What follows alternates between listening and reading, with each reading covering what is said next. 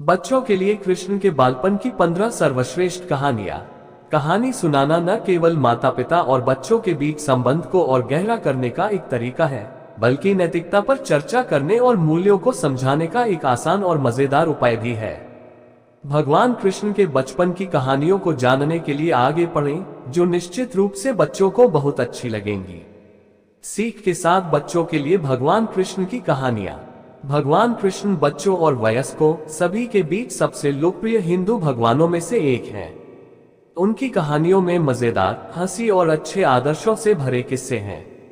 यहाँ बच्चों के आनंद के लिए भगवान के विशेष 15 कहानियां हैं। 1. कृष्ण के माता पिता की कहानी। प्राचीन काल में उग्रसेन नाम का एक राजा था, जिसके 2 बच्चे थे, कंस नाम का एक बेटा और देवकी नाम की एक बेटी। देवकी नम्र और शांत स्वभाव की थी, लेकिन कंस दुष्ट था। जब वह बड़ा हुआ तो उसने अपने पिता को कैदखाने में डाल दिया और राजा की गद्दी खुद संभाली, जबकि उसकी बहन की शादी राजा वासुदेव से हुई। एक दिन कंस ने एक आकाशवाणी सुनी, तुम्हारी बहन का 8वां पुत्र बड़ा होने पर एक दिन तुम्हारी हत्या करेगा। इससे दुष्ट कंस डर के मारे अंदर तक हिल गया और वह अपनी बहन को मारना चाहता था।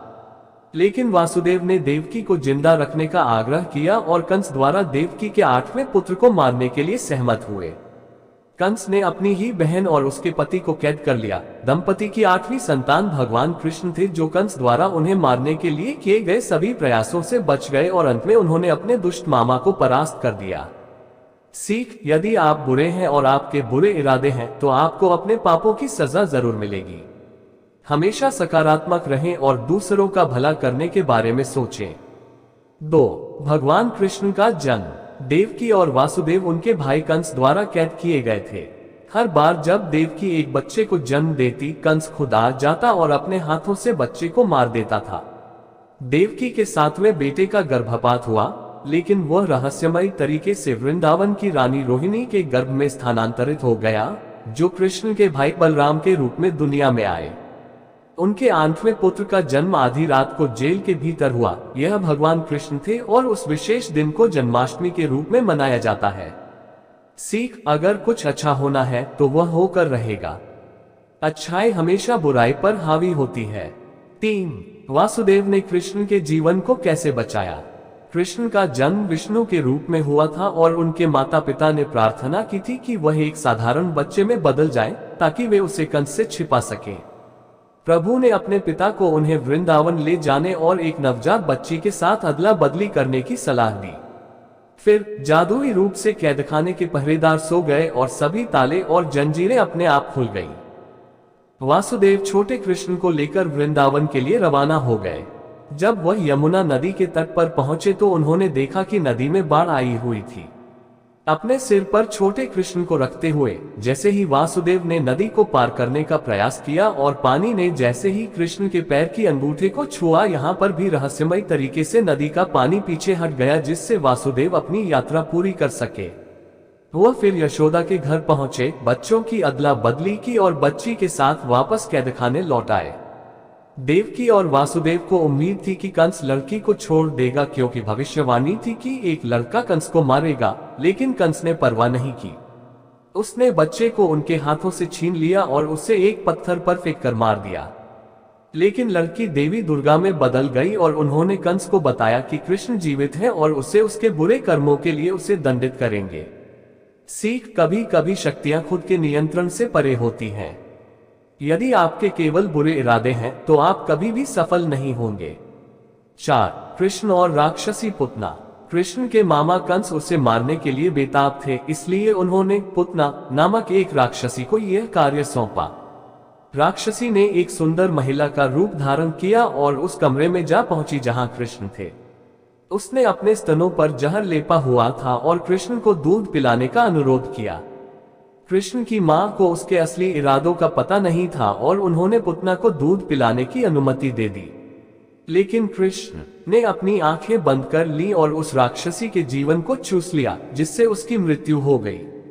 विष ने कृष्ण का कुछ नहीं बिगाड़ा, लेकिन कृष्ण को दूध पिलाने का अच्छा कर्म करने के कारण पुतना की आत्मा को मुक्ति मिल गई। सीख: कभी भी किसी को जानबूझकर चोट नहीं पहुंचानी चाहिए। क्योंकि आपको इसके लिए भुगतना पड़ सकता है। 5. भगवान कृष्ण का मक्खन पसंद करना।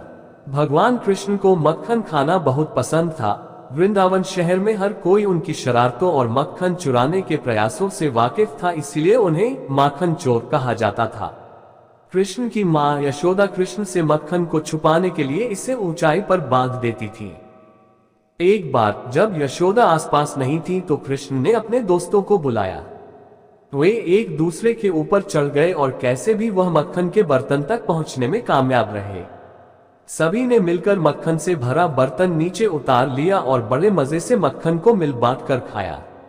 लेकिन दुर्भाग्य से उन्हें एहसास नहीं हुआ कि यशोदा वापस आ गई हैं। कृष्ण के सभी दोस्त वापस अपने घरों में भाग गए, लेकिन कृष्ण को शरारती होने के लिए फटकार पड़ी। सीख: हमेशा अपने से बड़ों की बात माने और कभी चोरी न करे। 6. भगवान कृष्ण और यशोदा। भगवान कृष्ण शरारती थे और उनकी मां यशोदा उनकी शरारतों से थक चुकी थी। एक दिन उन्होंने कृष्ण की हरकतों को रोकने के लिए उन्हें बांधने का फैसला किया।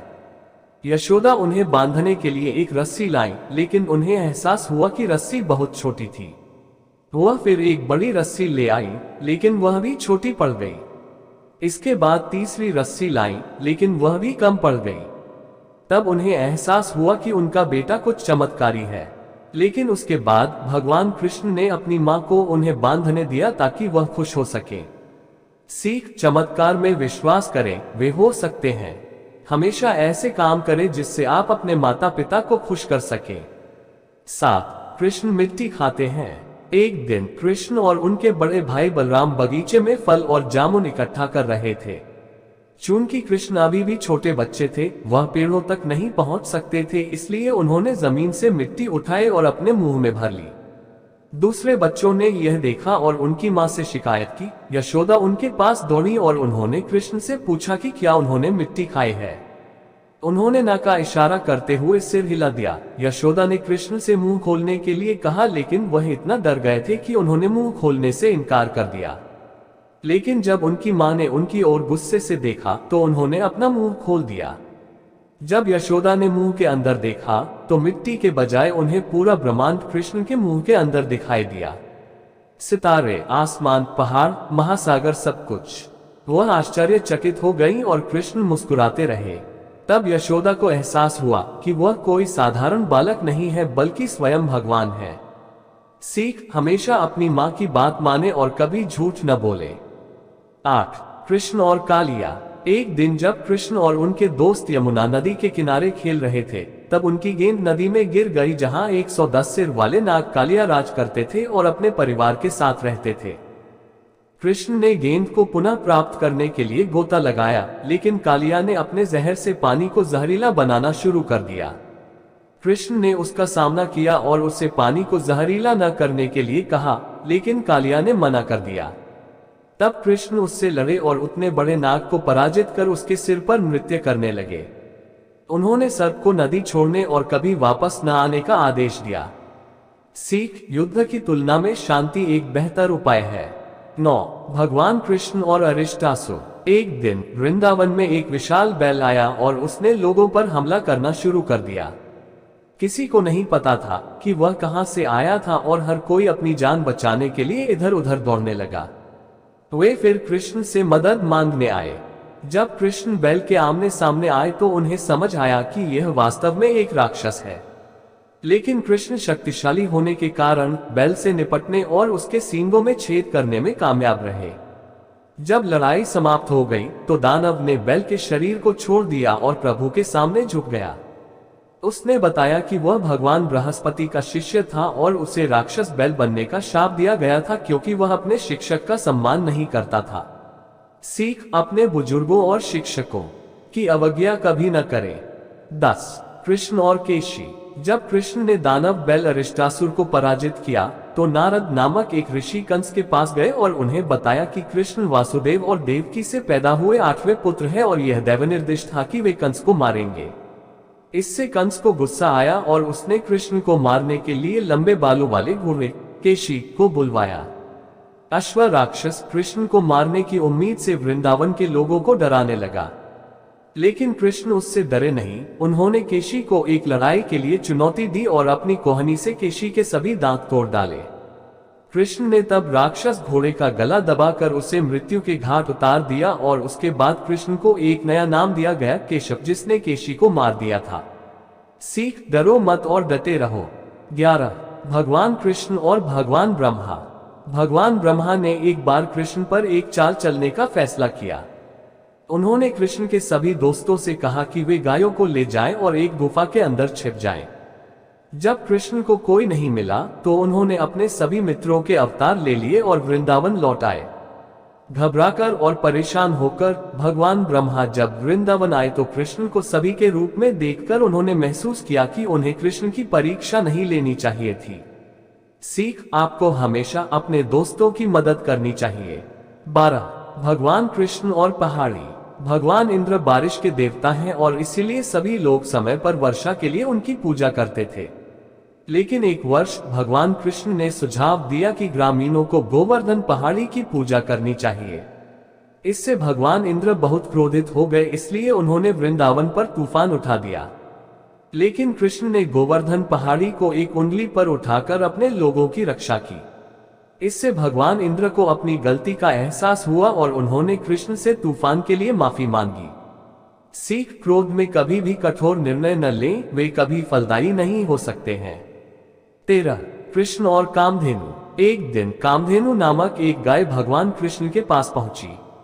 कामधेनु ने कृष्ण से कहा कि वह देवलोक नामक स्थान से आई है जो स्वर्ग का राज्य है। उसने कहा कि वह कृष्ण का राज्याभिषेक करना चाहती है। गाय ने स्वर्ग के पवित्र जल से भगवान को स्नान कराया और सभी प्राणियों की रक्षा करने के लिए उन्हें धन्यवाद भी दिया। उसके बाद भगवान इंद्र स्वयं ऐरावत के साथ प्रकट हुए और घोषणा की कि कृष्ण को गोविंदा के नाम से जाना जाएगा, जिसका अर्थ है पूरी दुनिया के इंद्र। सीख, सभी का सम्मान करना चाहिए, मनुष्य और जानवर दोनों का। 14 कृष्ण और अघासुर। एक दिन जब कृष्ण अपने दोस्तों के साथ खेल रहे थे, वे एक पर्वत की गुफा में जा पहुंचे। उन्हें पता नहीं था कि यह गुफा राक्षसी पुतना के भाई दानव अघासुर का घर था। अघासुर ने कृष्ण और उनके दोस्तों को मारने के लिए एक विशालकाय सांप का रूप ले लिया।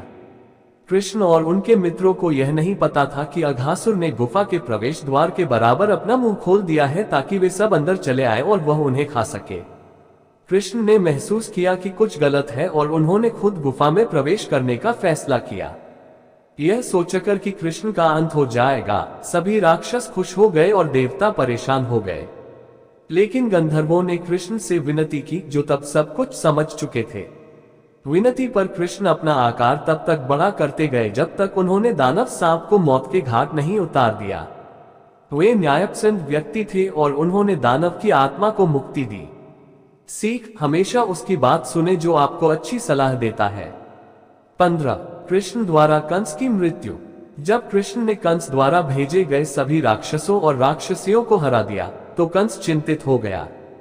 उसने कृष्ण और उनके भाई बलराम को मथुरा वापस लाने के लिए अपने नौकर अक्रूर को भेजा। उन्होंने अपने 2 सबसे ताकतवर पहलवानों के साथ कुश्ती में लड़कों को चुनौती देने की साजिश रची। कृष्ण और बलराम ने चुनौती स्वीकार की और अपने विरोधियों को आसानी से हरा दिया और उन्हें मार डाला। यह सब देखकर कंस ने अपना आपा खो दिया और अपने सैनिकों को उन्हें राज्य से निकालने और वासुदेव व उग्रसेना को भी मार डालने का आदेश दिया। यह सुनकर कृष्ण कंस पर टूट पड़े और कंस के मुकुट को गिरा दिया और उसके बाल पकड़कर घसीटते हुए कुश्ती के अखाड़े तक ले गए। कंस यह साबित करने के लिए बेताब था कि वह एक बेहतर सेनानी है। उसने कृष्ण से लड़ने की चुनौती स्वीकार कर ली। कृष्ण ने उसे एक जोर से मुक्का मारा और कंस की मृत्यु हो गई। यह देखकर कंस के 8 भाइयों ने उन पर हमला किया, लेकिन बलराम ने अकेले ही अपनी गदा से उन सभी को मार डाला। कृष्ण तब अपने जन्म देने वाले माता पिता देवकी और वासुदेव से मिले। सीख, सच्चाई और अच्छाई की हमेशा जीत होती है। ऐसी कई कहानियां बच्चों को बहुमूल्य बातें सिखाने के लिए ज्ञान का भंडार है। अपने नन्हे मुन्ने बच्चों के साथ कहानियों की दुनिया में अपनी यात्रा शुरू करें और उन्हें एक अच्छे जीवन व दृढ़ संबंधों को बनाने के लिए अपना रास्ता खोजने में मदद करें।